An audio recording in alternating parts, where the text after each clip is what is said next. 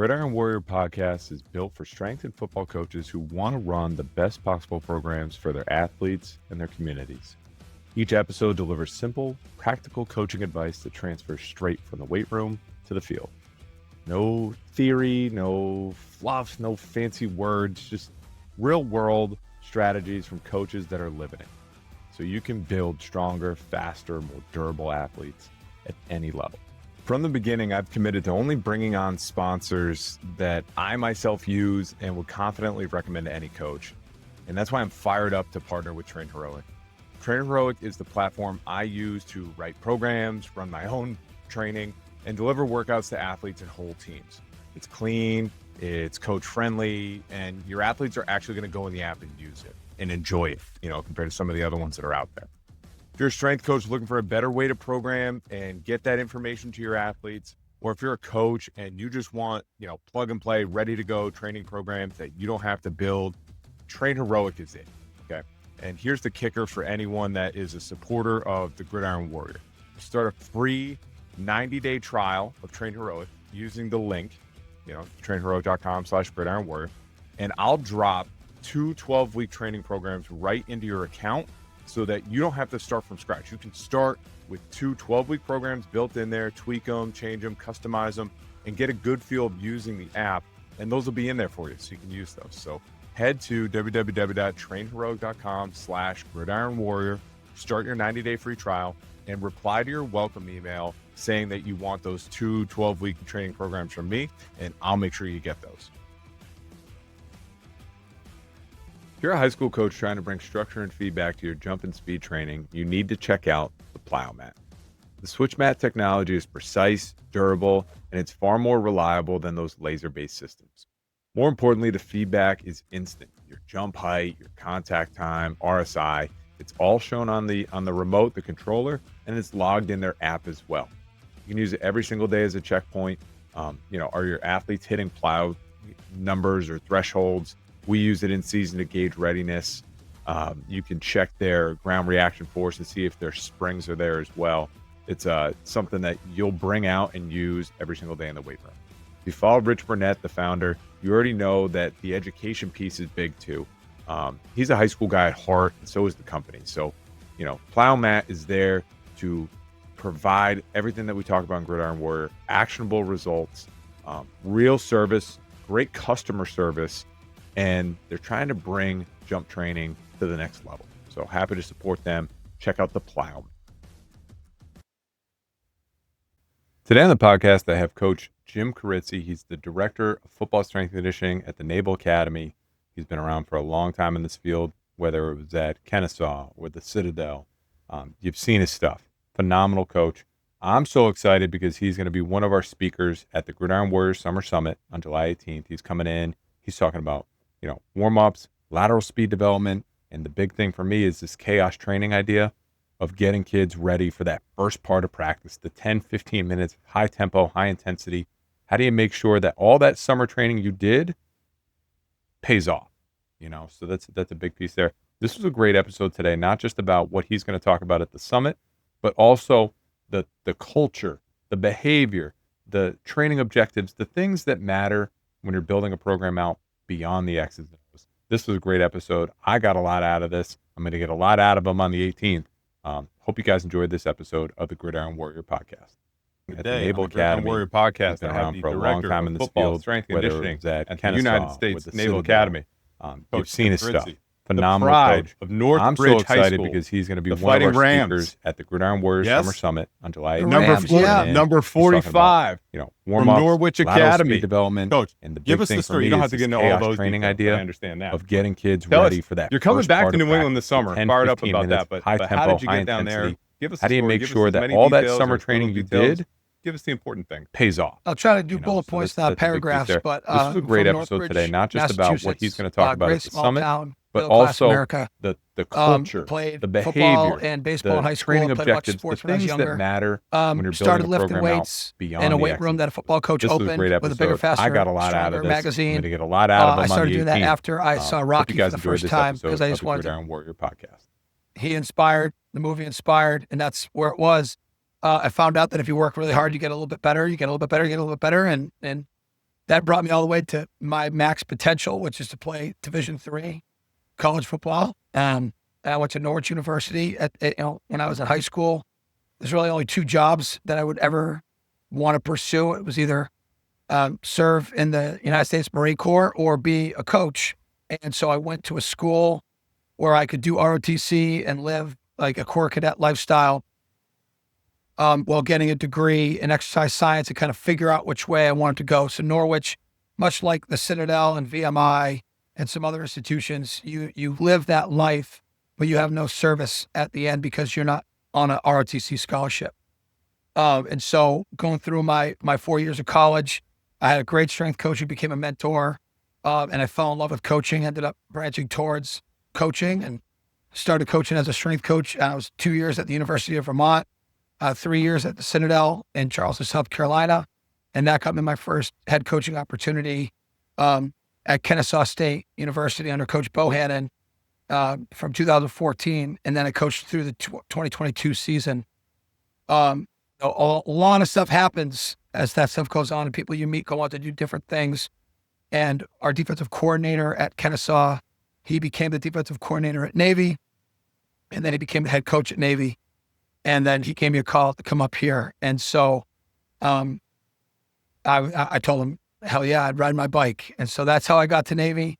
At Kennesaw, my first 4 years there, I was football only, just the director of football strength and conditioning. The back half of my time there, I oversaw the whole department while still working specifically with football. And I'm football only here, and that's all my focus is.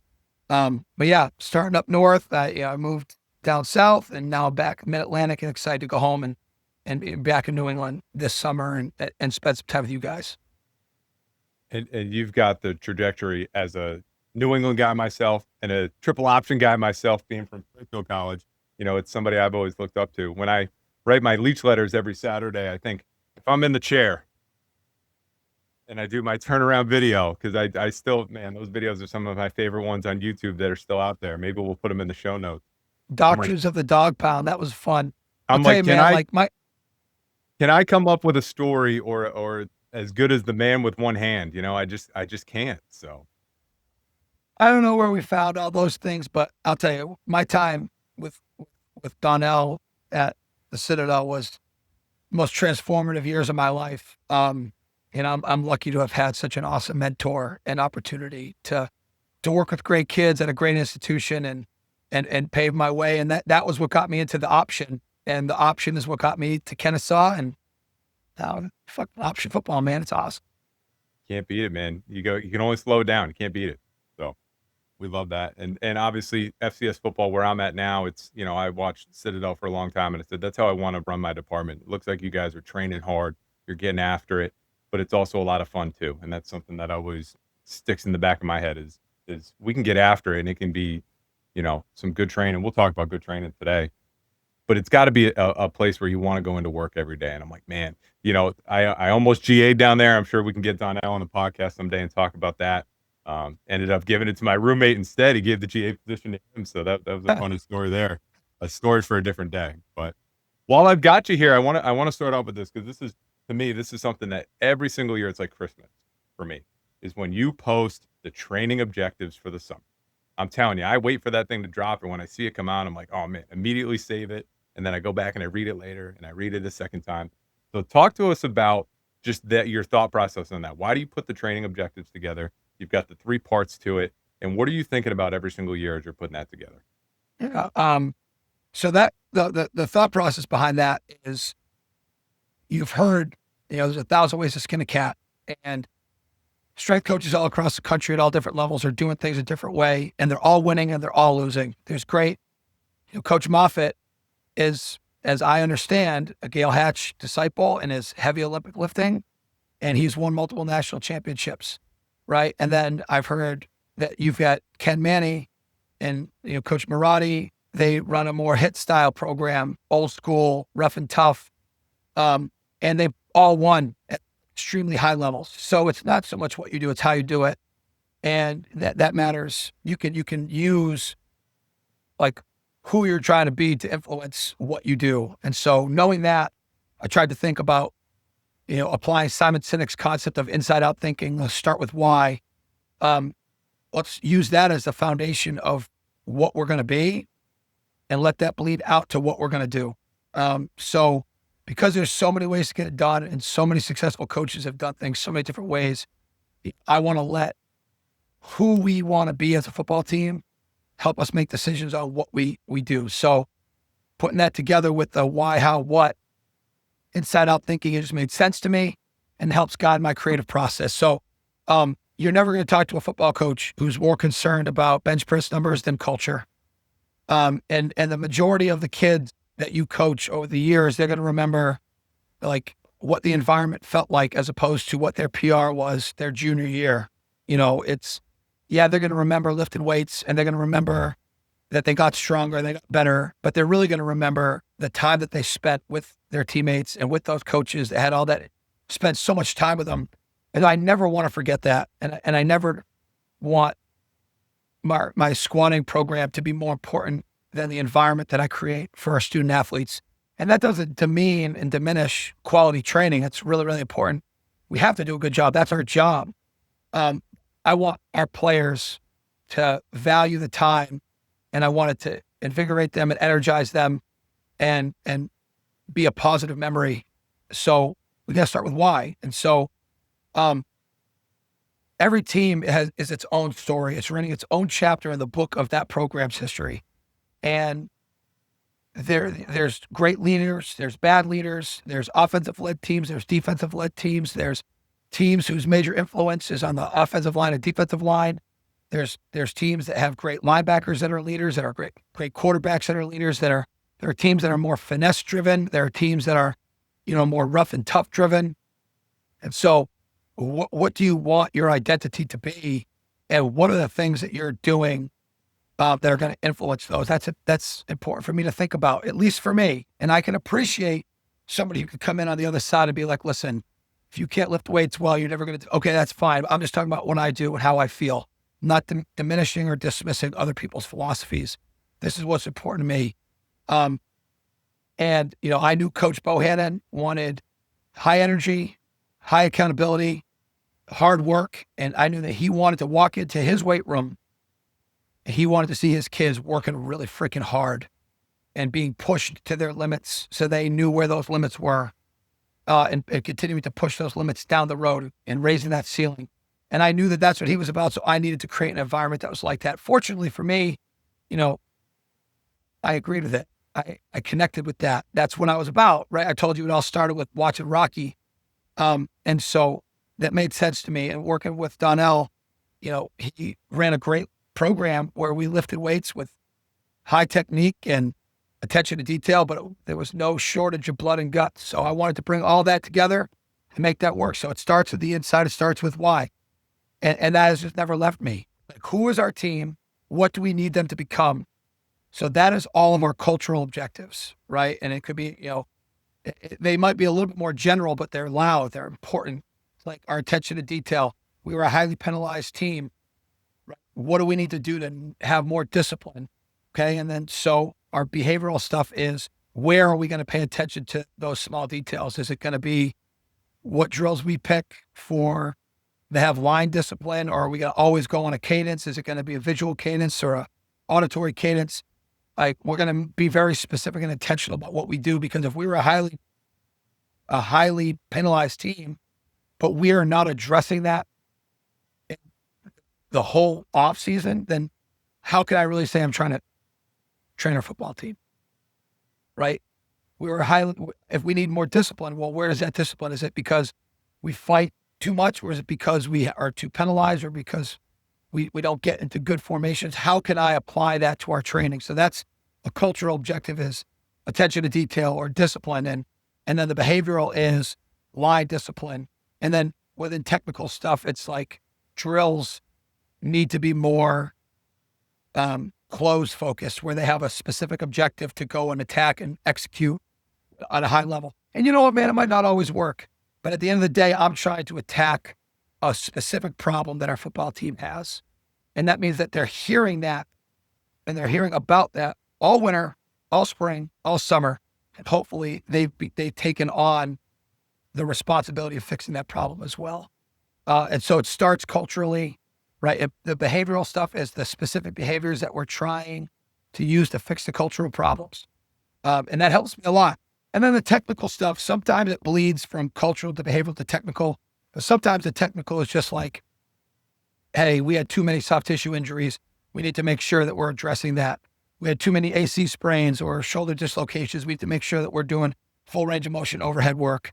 Or the more the physical issues that you want to try to fix. We got caught a bunch, so let's let speed be an emphasis. Or we got stopped at the goal line too many times. Strength needs to be an emphasis. So the technical things can be a little bit more, purely weight room driven based on the results of our camp or our season or whatever it is. I believe that starting on the inside out is huge. And I like posting it so our players can see it. I always go over it with our head football coach so he agrees with it. And I used to build those things on my own, pass it to my staff, and now it has become more of a staff cohesive project where I'll write my original bullet points, and we chop those up, add some, take some away, reword it. And so we all have ownership in what we're going to go out to do. But that's a key part of my creative process that I hope I never abandon, because I think that at least working with younger players, which is high school and college, culture is such a significant part of what we need to have in order to win. And so if we're not addressing that in the off season, I can't really tell you that I'm doing my best for our football team. And I think so early on in a strength coach's career, you get so focused on the program because that's what you're in school learning. You're learning the science and the X's and O's and that stuff. But the real jump, the next step is, okay, now you're in charge of this whole other piece, the culture side. And like you said, it's a chapter in that team's story. And it's only one chapter, but you get to write that chapter with them. And, I like to get our players involved too a little bit and say, what is important to you guys? What things do you care about? But every chapter is different. When we hadn't won a championship in almost 40 years, that story is different than, okay, you won one. Now can you go back and repeat? Now this year's team is different. We've won 2 in a row. Can we do 3? And can we do it without having a home field? Because ours is getting redone and we're going to have to play on the road every game this year. And, we don't have things. So it's for us, the story is, we don't have certain things. So what? Adjust and overcome. And just like you said, my program is going to be pretty solid. It's going to be pretty consistent. I'm always going to try and put wrinkles in and get better and grow on that side of things. But once you start layering in, okay, how are we going to get this message across over the course of 8 weeks? What are the things I'm going to say? I can't repeat the same thing every single week. I need to come up with new lessons and new stories to talk about. And that's when you really grow as a coach. So I appreciate you always putting those out, even though they're not for me per se. I still get benefit from them. I think they're. I'm glad you like it. I'm going to do it whether I share it or not. Right? It's and you know what? More people got to do that. Just put it out there. Who cares? And I think some people we're a little nervous, or we don't want to share some of these things. It's okay to share them, because at the end of the day, if somebody doesn't like it, they're just going to scroll past you and move on anyways. Yeah, and I'm not really worried about the judgment of somebody I don't know. Be honest. All right, we're come up through the summer summit, and we're doing things differently. I'm sick of conferences where you sit down and you're watching the PowerPoint. My whole story is you go to a presentation and you're going to learn about, air raid offense. I'm a triple option guy. I'm not going to change my philosophy. I'm not going to change how I operate and do things, and I have a solid base already. So if I'm going to go to a clinic, I better go and pick some things up. I better learn some things. And I'm more of a hands-on learner too. So really going to go back, and we're bringing football in. We're bringing strength and conditioning in, because I do think that's something we got to get better at, is learning from each other on both sides. And I want it to be hands-on, because I think that's the best way to learn, to really see how somebody coaches. So we're getting you to come up, start talking to us about your presentation, what you're going to give us, and what we're going to learn on July 18th. Yeah, I'm excited to come up, and I'm grateful that you think enough of what we've put together, that you think that I could bring something to the table to teach others. So thank you very much. And we're really excited to come up. So I'm going to talk about our extended warm-ups. And warming up, number one, I think it sets the tone for everything that's going to happen from that point on. And what I've come to, and this isn't what I'm going to talk about, but at the start, is for the vast majority of any of our training sessions that start outside, we do the exact same warm-up. It's the exact same warm-up in June as it is in July, as it is in August, in camp, as it is in practice in October, as it is when we play the Army-Navy game, which is the highlight and the pinnacle of our program's existence. It doesn't matter if we're home or on the road. We do the exact same warm-up, the same for 6 to 8 minutes, every single day, every single place. And that's kind of like our homeostasis. That's how we come back and make a little bit of where we are feel like home. It's a great way for my staff and I to see where the mentality of our players are and to make them have a high standard doing the exact same thing every single day, right? Because it's at 10,000 reps. It's do the same thing every day. You're going to get really freaking good at that. And we're going to have the opportunity to hold people accountable when their mind is somewhere else and they're not doing it well. We can bring them back and we can get them forward. So that's how I start our training sessions. That is not what I'm talking about at the summit. After you get through that, we start to do stuff that gets us a little bit more prepared for the specific action of the day, right? So we're going to talk about our lateral prep work, which is our baseline agility work that works for our bigs and our skills, our offense and our defense. And it works, with healthy and a lot of banged up kids. It's a pretty safe experience, right? But what we could do within that lateral prep stuff is allows us to set the tone early in the off season, day one of the off season, where we can have a high effort drill in a safe way, right? Where it's a small box. There's very specific details that you need to pay attention to. And it's getting our quads burning, our core locked in. It's getting our ankles, our hips, our groins all turned on, bending, getting Z's in the knees, right? But it's also got discipline associated with line discipline, cadence discipline, right? So it's allowing us to set the tone for what we want to be, right off the jump, but doing it in an environment that is safe. You don't have to wait till week 4 to do it well, because you're not going to go out there on day 1 and rip a 40-yard dash, right? We're not going to do those things. You're not going to go out there on day 1 and start doing a 4-quarter program, right? Or whatever your version of that is. We're able to do these really challenging but pretty safe drills. And it's a great way to kick off an off season and get people and their minds and hearts and souls back into training.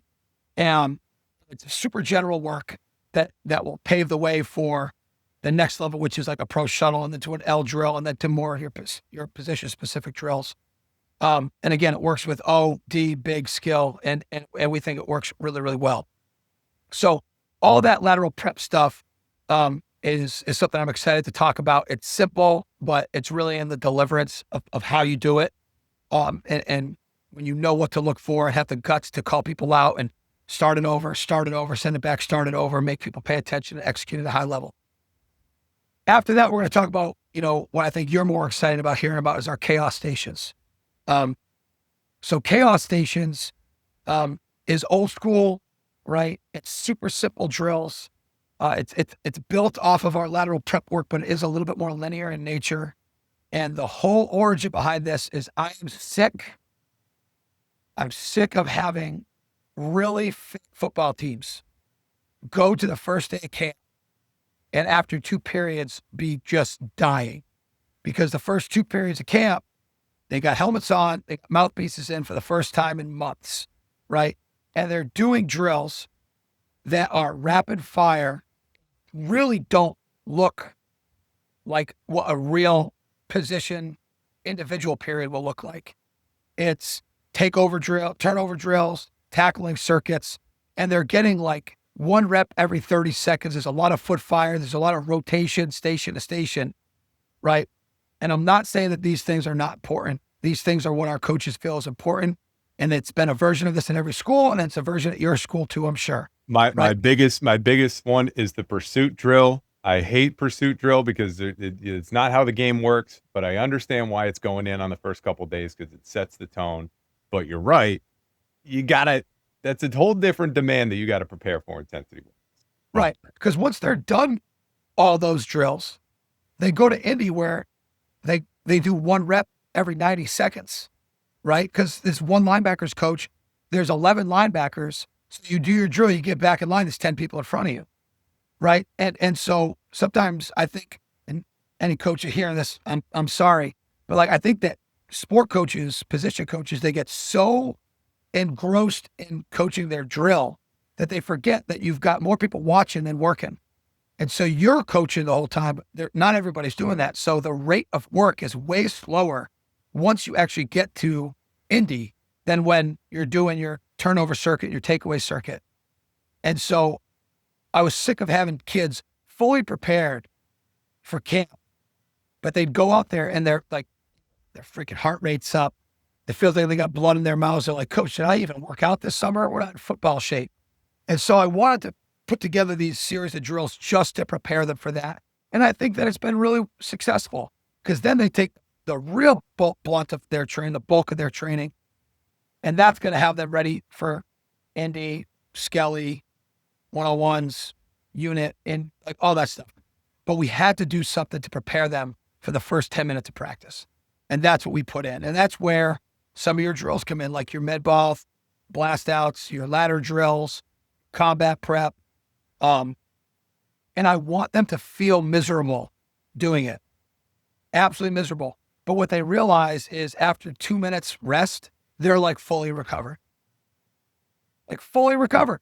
Because it's high effort, but almost low output. It's why people like, talk so much crap about speed ladders. It's because they don't really do anything but get your heart rate up and get you bending. Well, I think there's coordination and attention to detail and active warm up to it, but it makes you tired. But if you do 30 of them, you are tired. Just give yourself 2 minutes and you're back, right? But when you're running like really valuable repeated sprints or prowler pushes, that's the stuff that zaps you, right? That's the real training. But we got to get ready for the stuff that zaps you that you can come back from quick. You just got to have the confidence to know how to act in it because you've been there before. Quick break. This episode is powered by Endorphin. Endorphin is a performance nutrition company built for high school, college, or professional athletes who take their training seriously. Their patented FinTech bottles right here come preloaded with clean, third-party certified, so NSF, protein. All you have to do is add liquid, add water, add milk, whatever, shake it and go. No blender, no mess, no excuse for not getting your protein in. It's trusted by over 150 college and pro teams because it works in actual training environment, on the road, in the weight room, post-practice. When recovery matters most, Endorphin is there. So if you need a discount, you want team pricing, reach out to me or check out Endorphin online and tell them that you're interested in team pricing. All right? Now back to the show. Yeah, and I mean, we incorporate a lot of that into our summer program already, but it gets my gears spinning of, is this something I should inject maybe the last couple of weeks of the summer, even more, just a little taste of it. And I always, I think about, example being our Fridays, we spend the whole time on the field and we'll do our, our big long warm up. We'll do our conditioning block there. And then we're going to spend some time and we'll send them on to 7-on-7 and do some indie work and things like that. Because I think being on your feet for 2 hours is also something they need to train for, because time on feet is one of the number one things of, how hard was practice today? Oh, it was really hard because it was 3 hours. But like, when you think about it, was it all hard, or was it just like that little, first 10, 15 minutes of practice? And that has changed your perception just because then you were then outside for 2.5 hours. Coach, I couldn't agree with you more. And that's been a huge thing. Honestly, like probably since like maybe 2018 to 2019. I'm not sure when I started to realize it, but like we have to get them outside and be under the sun for a long time. We don't, in 8 hours a week, we don't have the ability to get them ready for a 20-hour practice week. We don't. So like the spike from summer training to camp is still going to exist, but we can get them ready for a full training session. But I can also, yardage wise, get you ready in 45 minutes. But that's not the same as being out there for 2.5 hours and all the junk yards that you get just kind of like trotting around. Time on your feet, man. You said it really well. We do it twice a week and we start it in June. And also the other thing is, you talked about the big long warm up. I love big long warm ups. And anybody that's ever played under me will tell you, but right, practice doesn't give you big long warm ups. So by the end of July, we are not doing big long warm ups anymore. We're doing the pre-practice warm up and the stuff that I think you need to do to be ready. And then we got to go train, because you don't have that come August 4th this year. Like, you're not going to have it. You're going to have an 8-minute warm up with me, and then bam, you're going to be in. So I can't have you so used to long warm ups that you're now not ready to play football. Everything we're trying to do, guys, is get you ready to play football. And I've even played around with first 30 minutes is with me. We'll warm up. We'll do some of the, your version of maybe chaos training and high intensity. And then for the next hour, it's 7-on-7, it's indie work and things like that. And then we come back for my last half hour. So it's almost like it's 2 hours, but it's only 1 hour with me. Yeah. The only reason I haven't been able to make that click is because without our full coaching staff there in the summer, 7-on-7 is not the intensity that I want it to be at. And then if the big guys are off doing indie work, I can go down there and I can talk some things. And maybe this is why I'm bringing some football coaches in, so I can glean a couple drills and things like that I can have those guys do.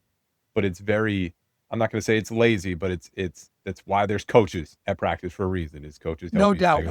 We learned that last year. It's a huge emphasis. It's on my objective sheet this year. It's like there's going to be.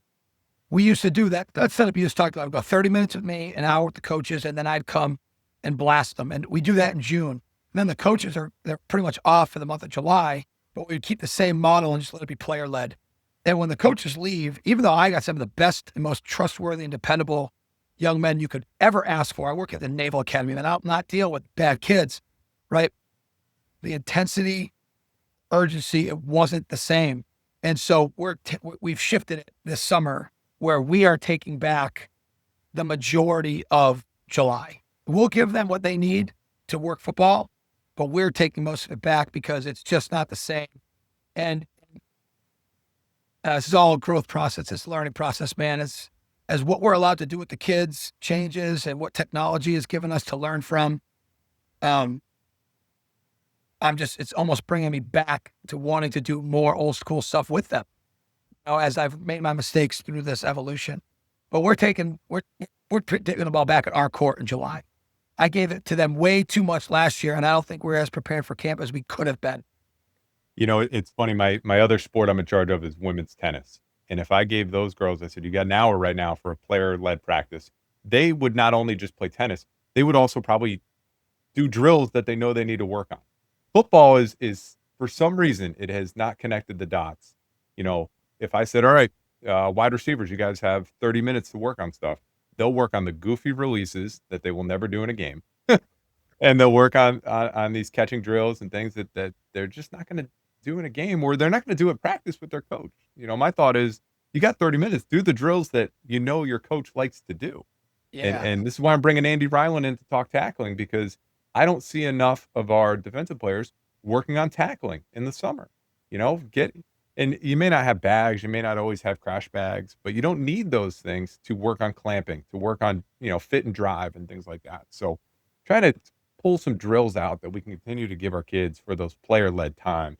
But I'm with you. I think having a little bit of control, and I still got to make sure they're ready to go for camp. And if they can't figure it out themselves, it's still on me to figure it out with them. We will always be led, right? You'd like to be player-led, but if you're not player-led, we will be the leaders. We'll step in. I was saying this to my staff. Coach-led team, the best you could be is a B+. The best you could be as a player-led team is it's undefinable, right? And I don't want. I'm with you. Everything you're saying, I'm agreeing with. The thing about you can't take the player-led stuff all away, because it's great leadership opportunities to find out what these kids, who's going to be your leaders in tough moments. And our kids are freaking awesome. They're not veteran coaches. They're not. They're 18 to 22, some 23-year-old young men. They're not, and they're playing while they're coaching. There's a reason why player coaches died after Bill Russell. You know what I mean? Like, coaches for a reason. And I don't want to in any way offend my guys, because they do a great freaking job. They're not 20-year vets. We're not going to take the ball out of their court. We're just going to keep it in ours a little bit longer. And at my place or at Power 4 schools, they may be getting paid now, and they're getting paid, but they're not getting paid for their expertise in setting up drills and running. They're getting paid to play. So that's right. That's all they know how to do. And they're going to do the things that they see on social media, or they're going to do the things that they know how to do and they like to do. But again, we got to always find ways to get them uncomfortable and get them doing things that they may not like to do, but they need to do. Absolutely. I'm with you 100%. I think I tell our kids all the time, you guys, tell me what's important. You tell me the things you want to hold valuable, and then you hold them valuable. And if you can't do it, I will always step in and do it. But if this is your job, I'm not out there on Saturday night. I'm not out there to save you. The only thing I can do is hold people back, and you need to be able to push people forward. So, Sure. it's Absolutely. huge. It's huge. Well put. Who are you most other than yourself? I'm so excited to hear this. Who else in our lineup here are you excited to learn from? I mean, I'm excited, similar to you, to see what type of any football drills I can learn, because I'm not, self-admitted, I'm not great. And I couldn't teach tackling. I can't teach backpedaling. And I probably should be more actively engaged in learning some of these things. So I'm excited to go learn from some football coaches and get some perspective, and also have some conversations, and to hear some. We get lost in our own worlds too often, and we're all guilty of it. But like, football coaches stay with football coaches, strength coaches stay with strength coaches, but it's together where we really grow. And I think that's probably getting a little bit better as this high performance model is gaining popularity and becoming more of a thing. And I think that this generation of head coaches is one of the first generations that had multiple full-time strength coaches while they were playing. And so they are now so used to having dependable strength coaches that it's much more part of the experience. We're lucky to be strength coaches in 2026. It was a lot harder to be in 1997 when their bosses didn't have strength coaches, so I want to talk to them. I want to hear their feedback. I want to know what they think about what they want to see their players able to do, and then listen to how they're coaching and see how my wheels can turn and how I can influence what they're looking for and what they do into areas that I could have some control. So that's what I'm looking forward to. And then it's always, hey, can I pick up one new thing? Can I pick up one new drill there? Or can I just talk with coaches who I've maybe never met in person or haven't talked to in a long time? Example being Iron Neck's going to come in and they're going to be a sponsor for the event. And, we're going to talk. I have one myself. And we're going to talk about that. I'm doing a whole neck training masterclass. Hey, man, I just bought right? 24 of them, and we're exactly. and implementing it like unit by unit. But like, I can't. After every lift, you've got every front seven guy going crazy on them. I got one linebacker walked up to me yesterday, a small group of guys back. We start full speed next week, but he goes, Coach, I went from an 18 to 20 inch neck, like, since I've been using that. So, I mean, I'm with you on that. It's awesome. Exactly. So coming in, and that's not even part of but being able to sit down and talk with how do you implement that? How do you do that in a large team setting? There's things I still need to learn and get better at. So you can't do that on Zoom. You can't do that online. You have to be in person. And I don't think you do that in the classroom setting where everyone's sitting down with their books out, taking notes. And if the presentation is boring, they pull out their phone. I think it needs to be this very hands-on experience. And that's what we're trying to put together. I think it's going to be a great day. Obviously, with speakers like you're going to make it a great day. So we're fired up about that. I'm going to do my damnedest. I'll tell you that. Coach, last question. I pretty much get every podcast guest to hit this one for us. You've been doing this for a long time. I can feel the passion. I can hear the passion. What specifically, whether it's football, whether it's strength and conditioning, what is it that you love about all of this that, you wake up and you're fired up to go to work every day? My mission statement that I wrote years ago and revisit every year, and it hasn't changed, is to teach, mentor, and train, right? I want to teach people things that they feel like they need, right, in order to get to where they want to go.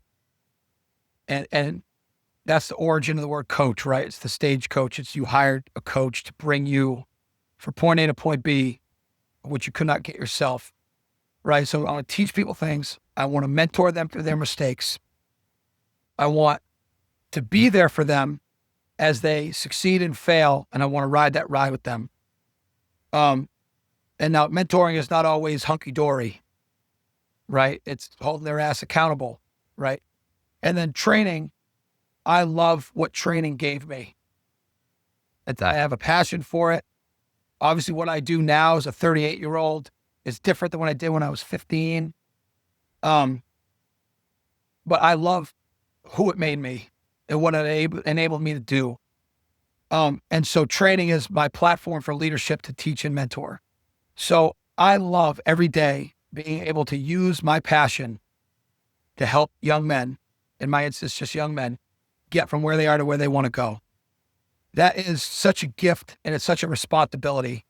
But I get to impact young men the way I was impacted by mentors, in an environment that is just dynamic and fun to be a part of.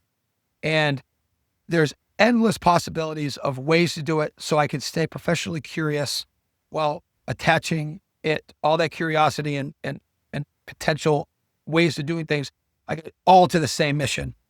That's awesome. And then, I think our world's messed up. The world's always been messed up, but like it's the challenges that we face and the young people face now are different maybe than they were 50 years ago.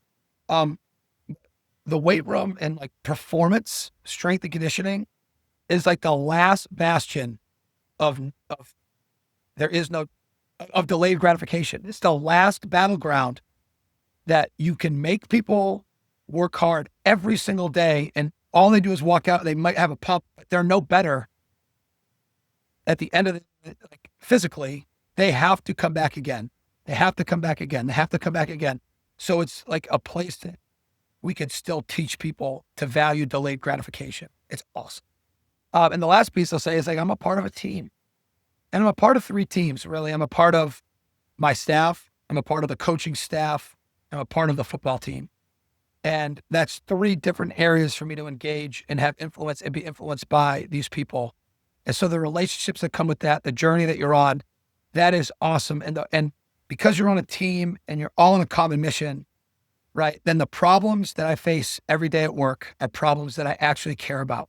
I was talking about this yesterday. Like, I'm so lucky in my life that the problems that I face are ones that I care to fix. I'm not working at a place that I don't care about. I work at a place where the problems are problems I want to fix because I value fixing them. And then on the other side, I have an amazing wife and kids, and the problems that come in my family are problems of every family. It's how we're raising our kids, how we maintain a great marriage, how we saving. Those are problems I want to face too. So my frustrations are things that I care to solve. So I'm living a pretty full life, and it's a life worth living. Man, so many of these are right here, hit me in the heart because I feel the same way. It's the delayed gratification in this world that we talked about it off air of AI and how quickly people can learn and build things these days. You can't build muscle overnight. It just can't happen. And there's no shortcuts here. And, for me, it's like the kids got to put their phones away for an hour. When's the last time maybe a high school kid had to put his phone away for an hour? It's like, good. Yeah. Good. You need that because this is starting to be a problem in today's day and age. And I tell our kids all the time, this is the last, don't get me wrong. I love our staff. I love our football staff. I love being a part of those teams, but there's something different. It's a brotherhood is different than a team. And I'm not in the trenches every day. Obviously coaching is a different thing, but I get to still feel connected a little bit to the brotherhood and help build that and be a part of that. And that's something that, whether it's fitness and that's something that you decide to do for the rest of your life, or you just have the stories and memories of being with the boys, to be able to be, help co-write that chapter of your story. I'm going to try and provide a really tough, challenging training experience, but those are the things that hopefully you come back 20 years from now and you're still talking about whatever crazy conditioning we did that day or how hard we got after it and how much it was worth it and how much it's helped you. Mike Kamal, my mentor at Merrimack, he'd always talked about the 4-14-40, your 4 years in college, your 14 years as a pro, and then the 40 years after that. So, we're trying to influence all 3 of those things, but the 40 after that is huge too. So. Yeah, it is. It is. And that's what you're really trying to influence. Just, this is a blink of time that can influence it, but it is about influence for those last 40. Coach, this has been awesome. Obviously, we could talk all day. We're going to talk all day on July 18th instead, so we'll save it for there. If people want to follow along this summer, because you do a great job posting on social media, we get to see an inside look, which it's always appreciated. Where can people follow along? Navy FB Strength and Instagram is where I post everything. I'm not really on Twitter or X, whatever it's called now. I've been off of it, not off, but more out than in for the past year or so, and trying to put a little bit more content out this summer. So hopefully hopefully people can, on July 18th, they've got a good library of stuff to have seen our body of work, so they have some good ideas about where I'm coming from with everything. I think they're going to come ready to go. Great questions, fired up. It's going to be an awesome day. Coach, thanks again for jumping on this podcast. Thank you guys for listening, and we'll catch you on the next episode of the Gridiron Warrior Podcast. Thanks for having me. If you enjoyed this podcast and you want to keep getting better, I encourage you to check out my new community, the Gridiron Warrior Insiders. Got it right here on the phone. The app is clutch. There's so many things in there that I think you'll find valuable. We have the weekly film study where you can go live with me, ask any questions you want. There's no Q&A, no big deal. I always have a topic that we're going to hit on every single week, and we record those too if you can't make it. We have the Wildcat webinar. That's where I call somebody else in to run the offense, and they come in and they bring a presentation about something that they're an expert in and give us some fresh insight, new information. I have unreleased podcasts. There's about 10 or 15 that haven't gone live yet. You can listen to them early before anyone else. We have the equipment room, so discounts, whether it's Train Heroic, Plyomat, OVR, or even my own courses. You have discounts in the equipment room. Okay, the free safety, anything that I want to throw in there, bonus programs for yourself as a coach, you name it, it's in there.